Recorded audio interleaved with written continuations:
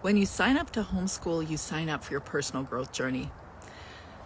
If we haven't met, I'm Teresa Wiedrich, certified life coach and homeschool mentor here on the Homeschool Life Coach channel on Instagram. You can also find me on my podcast, Homeschool Mama Self-Care. And this week, I'll be speaking all about decluttering. Practically decluttering your homeschool room, practically decluttering your storage room, your pantry, fridge, all the things like that. But on today's Homeschool Mom Chat, I wanted to introduce you to a concept of decluttering your homeschool mama mind. So if you haven't already heard me share this story, this is the reason why I went down this path to decluttering my own mind. When I was about my third or fourth year of homeschooling, I hit the wall, the one that said, either I'm going to do this differently or else I'm going to have to put the kids on the yellow school bus. And I remember a moment in that day. It was a slump month, February, probably. It was a foggy day, kind of like the one that I showed in the stories today. Really foggy. I woke up with a bad headache, and I remember thinking, oh darn, the kids are awake before me. I'd slept in. I could smell the coffee that was right beside me, but it wasn't hot. There was kind of a puddle of something underneath it. And I knew that the kids had done what they did. The older kids were taking care of the younger kids while I slept. And it started off on that day. I was thinking to myself, when I just don't feel like getting out of bed, I didn't even know I slept through an alarm. But I heard the kids prepping stuff in the kitchen, and I knew that they're probably making pancakes or waffles or something. And I was grateful that the older kids were doing something for the younger kids. So then I heard their voices, kind of could tell that they were squabbling. I could tell they were squabbling when I went into the kitchen. But there's drops of little pancake batter on the counter and on the floor, and they were fighting over the flipper. And I remember thinking, okay, I'm glad that they're making food. And also, could they not start this day where my headache, it's just too much. I'm feeling foggy, probably premenstrual. Maybe I had an argument with my husband, and also possibly I was sleeping with a kiddo the night before because they weren't sleeping through the night. A lot going on. And I just remember thinking, please not now. I just need quiet this morning. I want to do this day, but I just need quiet. Well, it took me what it felt like is Olympic level energy to gather the energy of my 4 kids. At the time, probably age 10 all the way down to 3. And I finally gathered the energy. We went into the family room and gathered the circle basket or circle time basket. And okay, great, everything's going to work out. We're going to sit down. We're going to enjoy our time doing the things that I've got in this basket. Some of the kids were gathering on the floor to do Legos, and then the other ones were doing other crafts or things with their hands while they were listening to the first story. And yet it wasn't smooth like that, because I don't know if it was somebody was fighting over what seat they were going to sit in, or somebody was fighting over the cross stitch that they wanted to do, or who knows, but something like that. And I'm guessing you can relate. You can imagine one of those mornings. Well, it didn't take very long for me to feel compressed and intense, but I wasn't really aware of how I was feeling. All I noticed was all of a sudden, someone was getting very loud, very intense, too loud, too intense. And then I realized it was me. I could hear that level of intensity wasn't going anywhere good, that I should turn on my heels and leave the room to cool down, to take a pause. Didn't always do that, but this time I did. And I left the room to my room, my bedroom, and I madly texted my husband, who wasn't available. He's an Emerge physician, so he was in Emerge, something more emergent than me losing my stuff at home. And then I reached out to my friend and I rant texted. You know that rant texting where you're like, I'm so mad and here's why I'm so frustrated. And the more that you do it, the worse that you feel. That's where I was at. So she interjected at some point, probably very carefully, but she interjected and said, hey, I think you might benefit from watching this Brené Brown TEDx talk. There's this gal who she just put out this TEDx talk yesterday, and it went viral on YouTube. It went crazy viral. You should check it out. And I went, okay.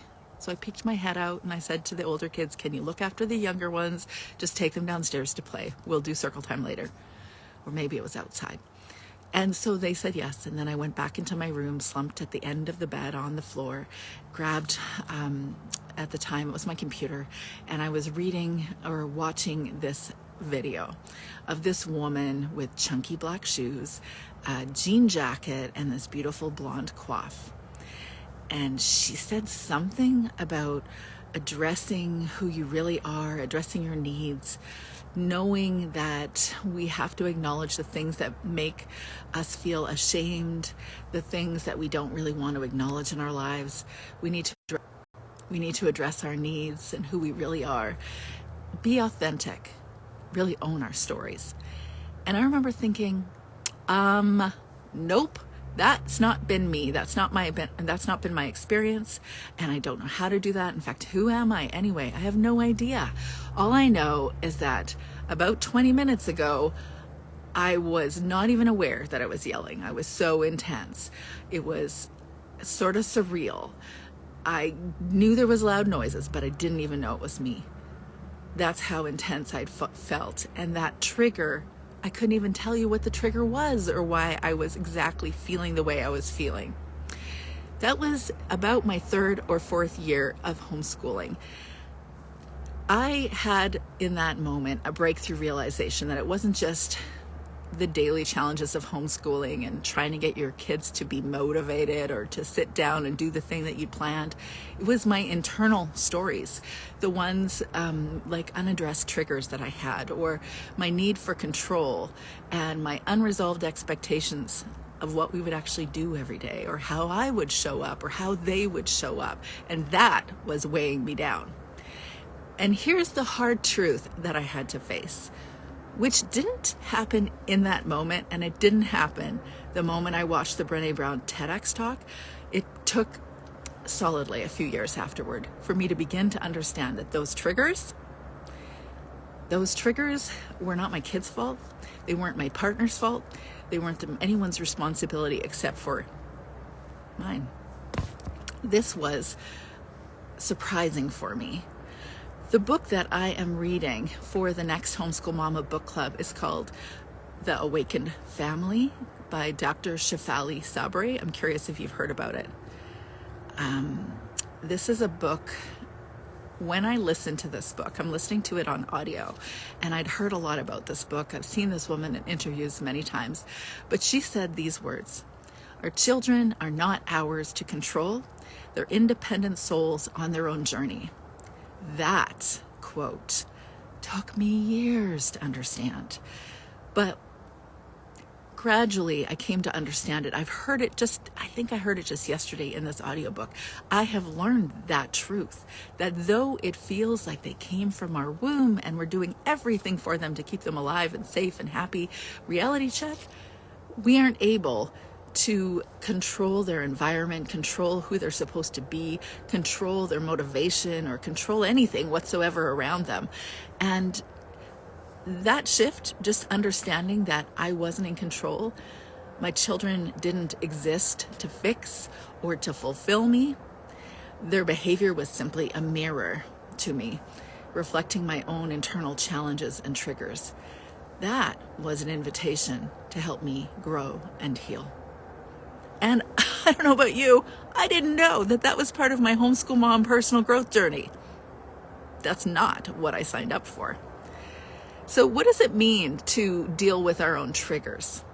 Well, I think that word trigger actually is overused, and I would love it to just be brought into just the PTSD space, because it has relevance if we use it just for that area. When we talk about triggers, oftentimes we're talking about just the reactions that we have. But whatever we want to call it, I'll just use triggers because the entire culture associates that internal reaction to triggers. And you know what I mean. So for me, homeschooling became an important opportunity to learn about myself. Not one I signed up for, but it turns out it helped me unpack a whole bunch of stuff, especially my reactions. As you might know, homeschooling invites you to a self-awareness journey to get clear on the stories that we tell ourselves. Our triggers are like mental clutter. And here I want to expand upon how we can declutter our homeschool mama minds. As I said earlier, if you want to listen to a discussion about decluttering your actual homeschool, or like your homeschool room, or if you want to declutter your fridge or pantry, or declutter various aspects of your homeschool life beyond your, then you can learn more on my podcast, the Homeschool Mama Self-Care Podcast, because I had a special episode dedicated to that just yesterday. Homeschool Mama Self-Care Podcast. So sometimes our triggers aren't just the big emotions triggers of stuff going on in a specific moment when too many kids are fighting at the same time, or there's too many drafts of pancake dough on the floor. Maybe it is a trigger of feeling a fear of failure, or a belief that our homeschool should look different and it's not enough, or a feeling that we need to prove our worth somehow, even if it's not really specifically related to our homeschool, but maybe, because Thanksgiving is coming for many American folk. We in Canada just had it.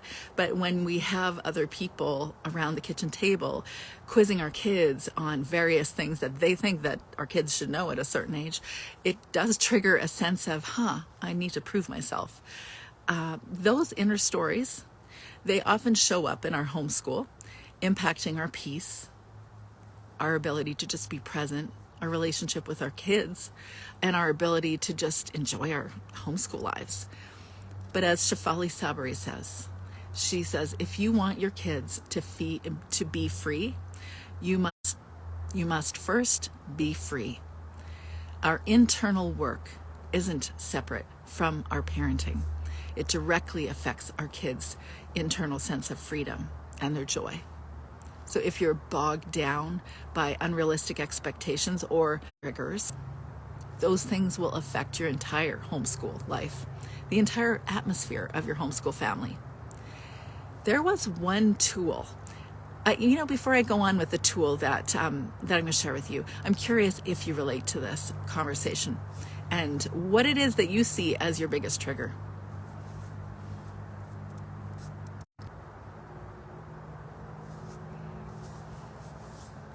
Okay, so here is the tool that I first heard from a fellow lady named Byron Katie. Byron Katie shared this 4-question tool. It is about a simple process, helps you to look deeper and question your beliefs. Okay, here's what it is in a nutshell. I have it actually as what I call the thought care checklist. So if you want the questions, then definitely please let me know and I will grab that for you. So the 4 questions. When you feel big feelings, so this is me, this isn't Byron Katie. When you're feeling those big feelings, the practice is to spin on your heels and leave the room if you don't know how to slow it down in the moment when you're present with your kids. Just spin on your heels and leave. Go take a breather, like literally take a breather. Go to your mirror in the bathroom and look at yourself. Just look. It's different when you stay in your head, when you're angry or you have really intense emotions. It's harder to stay in your head and not see yourself in the mirror, because then you're like, how do I make them stop doing this? Or how do I stop feeling this way? Or I feel so bad. Or boy, what's the problem here? How do I make this better? You stay in your head. But as soon as you go to a mirror, you're looking at your friend. You feel like you're looking at your friend. You're separating your sense of self from you. And so when you see yourself in the mirror, just like I am right now, I'm looking into the phone, I can see that I'm not sad. But let's assume that there's a moment where I'm feeling really intense and I'm like, oh, I'm sorry that you're feeling so intense. I'm sorry that you feel so sad right now, or so angry, or so confused, all at the same time. Because you see it when you look in the mirror. And you respond to your face the same way that I would respond if you were coaching with me. And I would look at you and I would listen to your stories and wait till you share all of the intensity around it. And then I would say, hey, I'm sorry. I've been there. I care. I know you can figure out how to approach this. But right now, just know you're not alone. So many homeschool moms before you have been there, done that. And I care. When we do that in the mirror, we can do that to ourselves. We see ourselves differently when we put ourselves in front of a mirror. Okay, so you're in front of the mirror, and the next thing you're going to do is ask yourself, what exactly am I feeling? What's going on in here? What is the thought behind my feeling? Ask yourself if the story you're telling yourself is true. That's the question. Is what you have believed as a thought to be true, is it really true? So if you're thinking, I'm feeling as a homeschool mom, pause and ask, is that actually true? Yes, Whitney, a trigger I have to be mindful of is owning my kids' emotions as if they are my own. Oh, girl. Story of my life. So as a highly sensitive person, or Enneagram 2, that would be me, or INFJ, also me, and I think you, that is absolutely a default setting for us to feel the feelings of other people around us and to absorb them as though they are our own. But the first thing that I do is create distance by asking myself, is the feeling or the emotion or the experience, is it true? Can I absolutely know it's true? That question goes deeper. Often the answer is no. Can I absolutely know this thing is true? Well, sometimes I feel like in the middle of really big emotions, heck yeah, it feels true. Whatever I'm seeing is obviously true. And here's how I know it's not always true. Because I'm married and I exist in a story, in a life story with someone else who doesn't always see things the same way that I see them. It's helpful to know that your way of seeing things in the world is not the only way of seeing things. So can you know for sure that your thought is true? You might be struggling, but that doesn't mean that you're failing in that moment.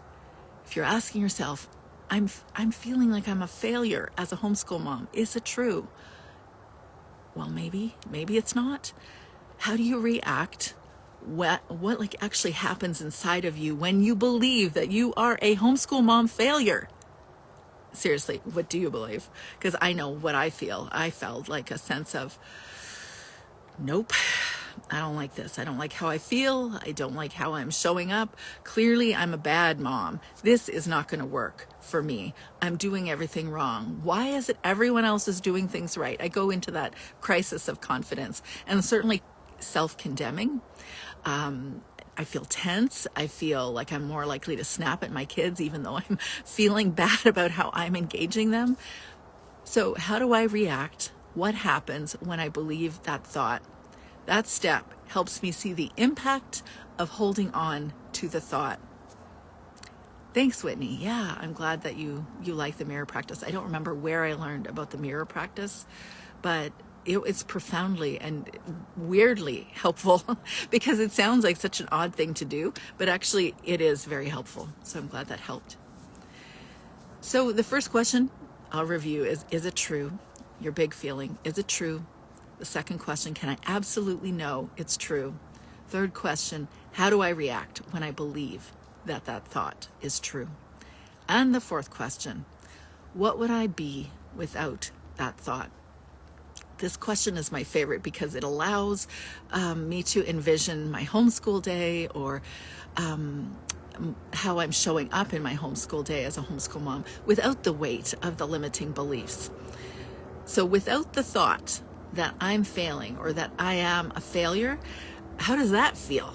Because for me, it feels more open, more relaxed. I feel more present, hopeful. This process was a game changer for me. Of course, as you can imagine, this 4-question framework was not just a game changer for me in my homeschool. It was a game changer in all the different relationships and all the different ways I showed up in life. And it continues to. So by working through those questions, or those 4-question framework, it really helped me to untangle how I saw myself, how I was relating to others, and how I was relating to my homeschool.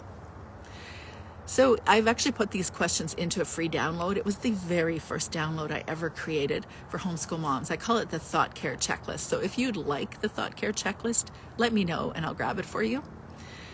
The other thing that I'd say, I have been a journaler my entire life, and if you spend enough time with me, you'll hear me talk about it a lot.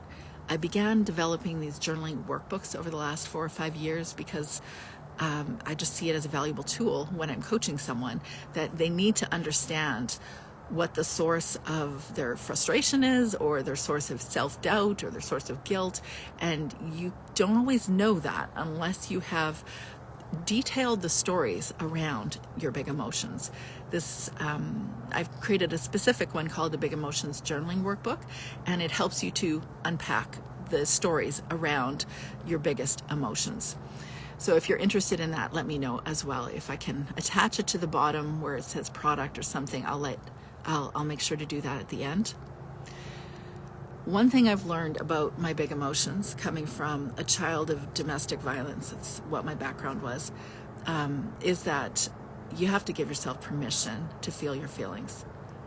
You have to accept that all the feelings are your feelings. And the reason why? Because you're human, and humans feel feelings. Emotion means energy in motion. Emotion, our instinctive emotional or feeling reactions to things, they're not necessarily our choice. They just happen for various reasons. We have to process it because that energy has to go somewhere. We have to accept the fact that we're humans that feel feelings. So first step is to accept our feelings. And then the second is to look at it and say, what is my emotional climate? What am I actually feeling on repeat? Are there scenarios that I see on repeat in my relationships or in how I'm showing up? And look at those objectively and say, okay, I need to go deeper and understand this more. Because it directly affects, as you can imagine, your relationship with your kids and how you're showing up in your life. As Shefali Tsabary says, and remember that you're invited to the Homeschool Mama Book Club. We're going to have this discussion in a couple of weeks. I can get you the link if you want to join us for that book club. The first 7 days is free, by the way. So if you just want to check it out and see if, are you my people? Do I feel like I connect with you? You're welcome to just check it out. So Shefali Tsabary says, parenting is about letting go of control and embracing your kids' autonomy. Who knew? But it's true. It is. My youngest kiddo is about to turn 16. I've got 4 kids, and the other 3 are all grown up, and I had no idea that this was a lesson that I would have to learn, but it is absolutely true. Allowing yourself to experience your emotions without trying to control every outcome has been really freeing for me, both for me and also in teaching my kids. So here's my encouragement for you today. The next time you feel overwhelmed or triggered is to take a pause, breathe, go look in the mirror and ask yourself, what's really going on here? Is there a story or a belief that you're holding on to that's weighing you down? Try using Byron Katie's 4 questions to dig a little deeper. And if you're ready to go further, consider exploring your emotions through journaling. I know that we didn't all assume that signing up for homeschooling meant that you were also signing up for a homeschool mom personal growth journey, but use it as an invitation to grow. We can work to declutter our homeschool mama minds and our hearts. And when we do, we're making room to be more. We make room to be more present and enjoy our lives, build those memories with the kids more. So if homeschooling is more overwhelming than joyful right now for you, this is the season that a lot of homeschool moms feel more overwhelmed, then I'd love for you to join me at the Homeschool Reset Workshop. It's going to be a 2-hour session about hitting the reset button in your homeschool so you can feel more joy and presence in your homeschool. So we're going to discuss what's really driving your sense of overwhelm. We'll go into the depths of that because overwhelm's like an iceberg where the real challenges happen underneath the water and we don't always identify them. So we just keep hitting up against that iceberg if we're not really looking at the practical reasons for our overwhelm. So we're going to have different exercises that will help you release your tendency toward perfectionism, aligning your homeschooling with your values so you can feel like you've got more margins in your day, and get clear on what really matters for you in your homeschool and in your family and in your role as a homeschool mom beyond your family. There's going to be obviously an exercise directly related to emotional overload, and I'm going to leave you with practical strategies that you can use in your everyday. So if you want to join me, just ask me about the workshop, the Homeschool Reset Workshop, and we're going to have fun. It's going to be next Tuesday at 10 a.m. Pacific Standard Time. Let me know in the comments below or send me a DM if you're interested, and I'll get you the booking link for that. If it sounds interesting to you, let me know. So that's Tuesday, November 5th. Ask me for the 4 questions. I can grab you the download for that, and also the Big Emotions Journaling Workbook that I shared. I know it's possible to de-school or to declutter your homeschool mindset because I've done it. I continue to do it. I think this is a lifelong journey to declutter our minds. But if you're in the throes of really challenging stuff in your homeschool mom life right now, just know you're not alone.